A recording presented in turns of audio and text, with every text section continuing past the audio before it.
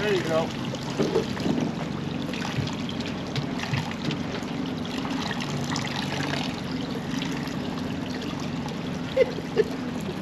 They're so ugly, they're cute.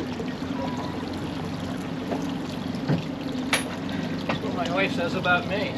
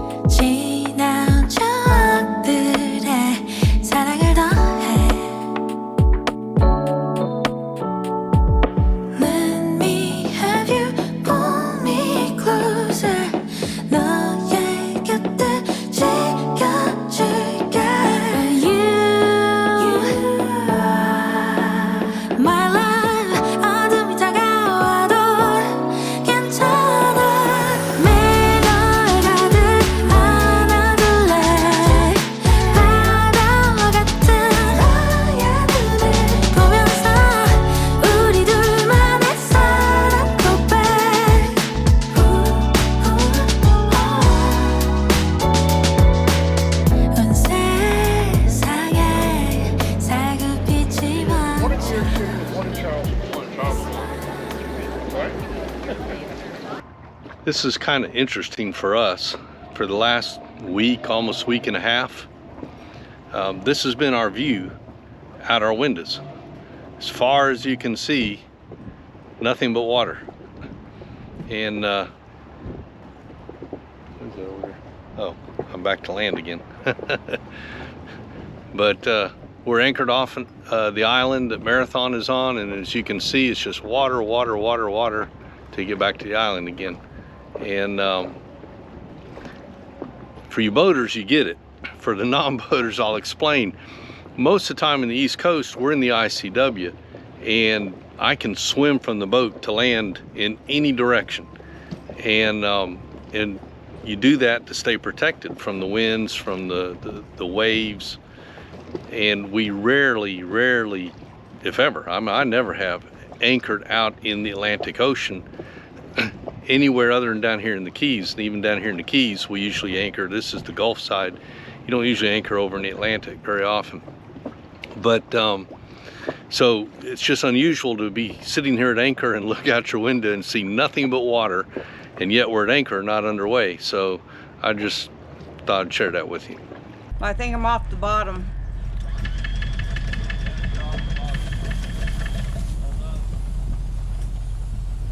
Well, we enjoyed our visit to Marathon. We've been here about a week and a half, and we enjoyed visiting with our friends Dominic and Tammy and their friend Vance. And but this weather front is coming in. It's bringing high winds with it. It's going to be here in a few days, so we are running to find a place to hide from it. We have an island in mind we think we can snuggle up in and be protected from the wind. So we're heading there. It's south of Marathon. It's called Little Pine Key. And once the storm passes, it's not actually rain when I say storm, it's just winds. And winds we worry about more than rain. Rain just gets us wet. Winds makes it very uncomfortable to sleep because the waves are rocking your boat if they're hitting you on the beam. So we are heading south of that, and once it passes, we will continue south and on our trip towards the Dry Tortugas. We're getting ready to pass under the 7-mile bridge that runs between Marathon and Bahia Honda. And as a kid, we used to go to Bahia Honda State Park at least once a summer, often twice a summer. And we always had a little boat with us, a John boat. I'd go out in, had a little, I don't remember, I think it was a 4-horsepower motor on it, maybe in 10. So I kind of grew up around the 7-mile bridge. Every summer I'd boat underneath it, go fishing. And that was before the new 7 Mile bridge, so it was the old span that I grew up boating around. Now they've built a new one that's a lot bigger, holds a lot more traffic. But the old span's still here. You can go out on it for a walk, roller skating, go fishing, whatever you'd like to do. So it's pretty cool every time I come see it. It just kind of brings back memories of my childhood at Bahia Honda State Park.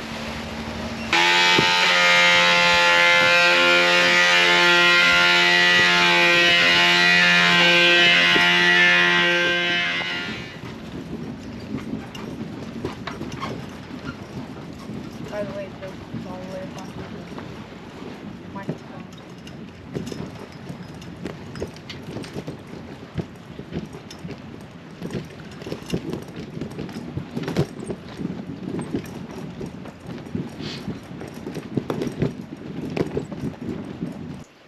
Yeah, it's definitely clogged. Oh, look at this. Interesting. I wonder where he came from. What is it? It's a gasket. Oh, goodness. He was in the sea strainer? Yeah.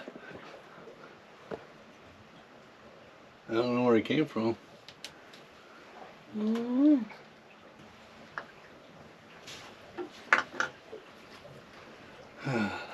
All right, so we run the generator this morning to charge the batteries. Marie was taking a shower, taking advantage of the hot water we make when the generator's running, and all of a sudden it just shut down. It wasn't a spit, sputter, and slow die. It was like somebody flipped the switch and just turned the generator off. So now I'm trying to figure out what caused the generator to shut down. Because it was so sudden,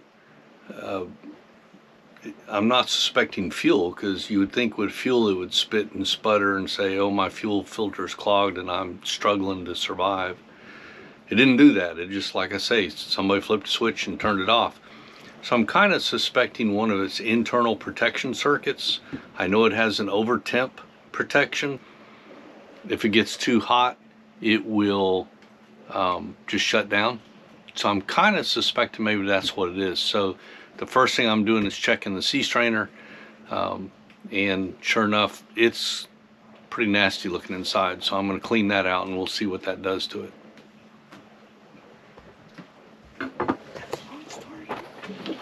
Long story short,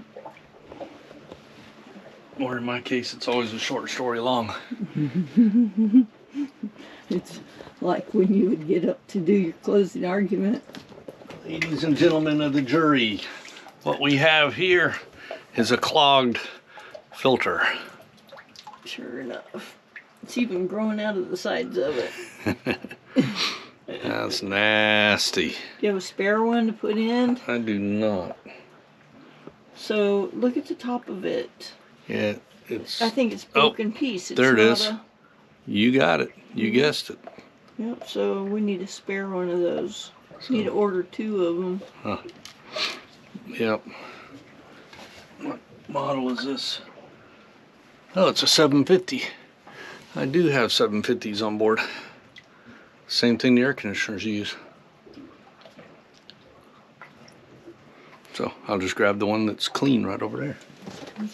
Sounds like a good plan.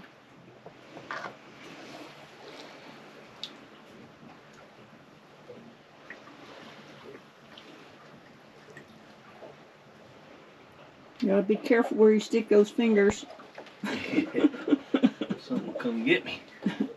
Might have a barracuda jump out of there.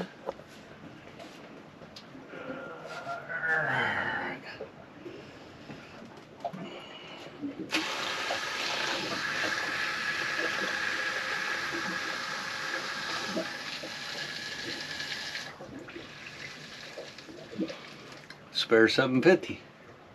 It's broken too. The top of it. Yeah.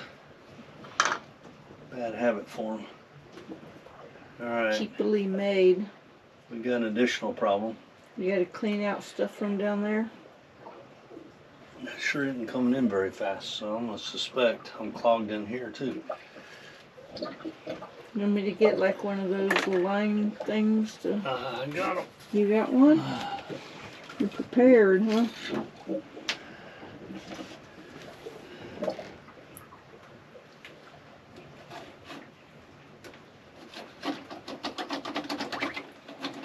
Oh, it'd be in this elbow right here. You have to take that hose apart. That's the problem. Water gonna come from. I hate elbows for that reason. Everything gets clogged in the elbow.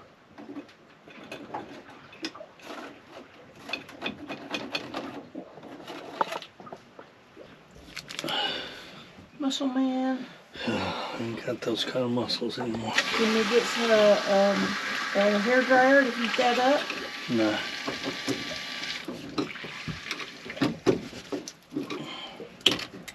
I should break it loose. Looks like things. I told you, be careful where you put your hands. Coming out at me. It's alive! Seagrass. I told you, everything gets stuck in the elbows. I don't know why.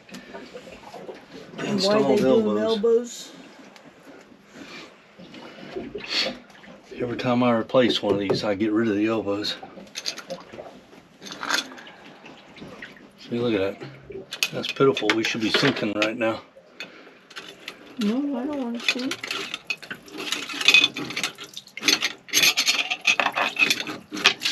There you go. Now we're sinking. All right. Yay. I cleaned the sea strainer out, which was pretty gunked up. Had to clean out the elbow on the through hole on the seacock, which was definitely clogged up. So my hope is that's what the problem was. I also checked the coolant level and it was low, probably because as it overheated it boiled out the overflow. So I cleaned all that up and topped it off. And now the only way to know if I fixed it is to turn it on and let it run and see if it happens again. No other way to know.